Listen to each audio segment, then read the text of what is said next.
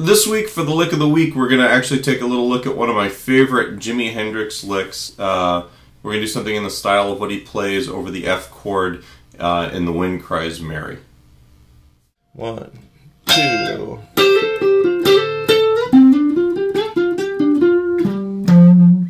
Now there's a little difference in what I'm doing and what's on the recording. It's pretty close. A lot of what he plays in the bottom part, that part is a little bit different each time. But what we have here is it's over an F chord, F major in this position. You're starting with your first finger barring the 13th fret on the first and second strings. It's on the second beat. 1, 2. It could also be played 1. I think he does that on some of them, where he's hammering on the 15th fret on the second string, but you're playing the 13th fret. I usually just like playing that. And that's actually just part of this F chord right here. And then you're going to take your first finger and put it on the 12th fret, 3rd string, second finger on the 13th fret, 2nd string. That's going to be kind of your home base for this part. And you're going to hammer on, you'll play both those strings and then hammer your 3rd finger on the 14th fret and then pull off.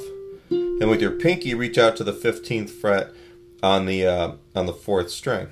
Right? If you look at it, when we just take those 3 notes, that's actually an F chord. Like that, or an octave down. Right there. Alright, so you got 1, 2, 3, and then I'm going to take that bit and do it again. So it's the 12th fret, 3rd string, 13th fret, 2nd string, and then hammering on the 3rd finger on the 3rd string, 14th fret. Real quick, it's not like that sort of, it's more of a grace note.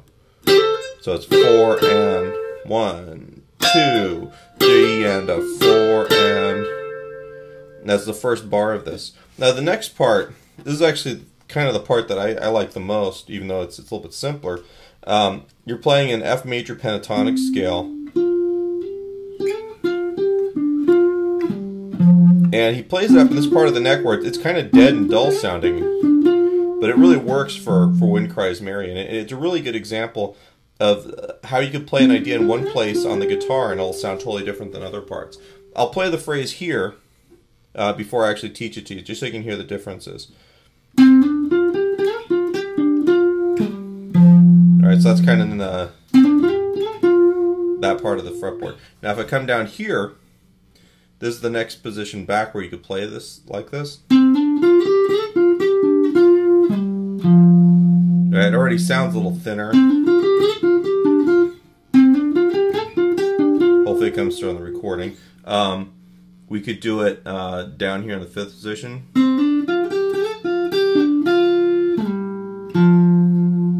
And then even in the 1st position.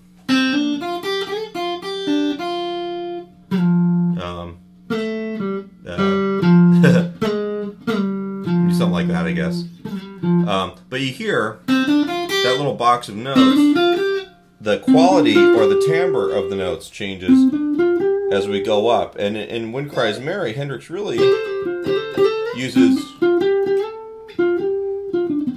that really well. And he does that a little bit like in Purple Haze.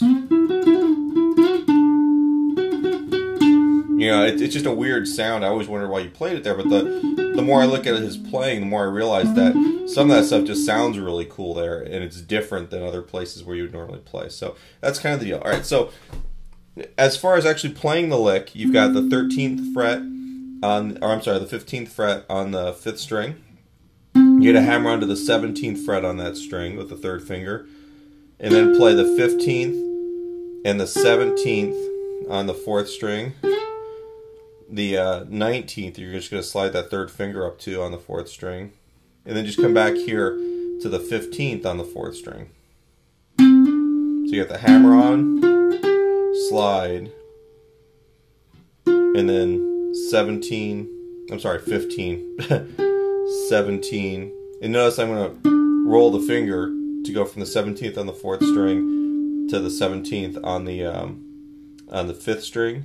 And then slide down 15th fret on the 6th string to the root, the F on the 13th fret there. right, not a lick directly out of the tune, but I like it, and we're doing these things more in the style of anyway.